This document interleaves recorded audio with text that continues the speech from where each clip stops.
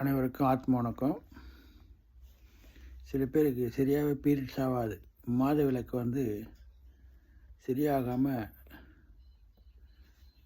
ஒரு மாதம் ஆகாமல் கூட போயிடும். அப்படி தள்ளி போயிடும். மாதவிலக்காக தடை ஏற்படும்.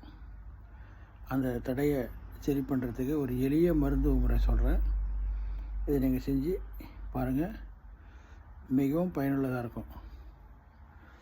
கொட்டிக்கிழங்குன்னு சொல்லிட்டு நாட்டு மருந்துகளில் வாங்குங்க. வாங்கி அது மேலே இருக்க தோலெல்லாம் சீவிட்டு தோலை நீக்கிட்டு நல்லா அதை அரைக்கணும்.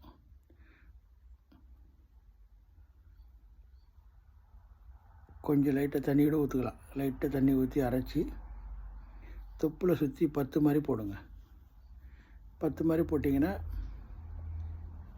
மாதவிலக்கு ஏற்படும். இந்த மாதவிலக்கு தடையெல்லாம் நீங்கி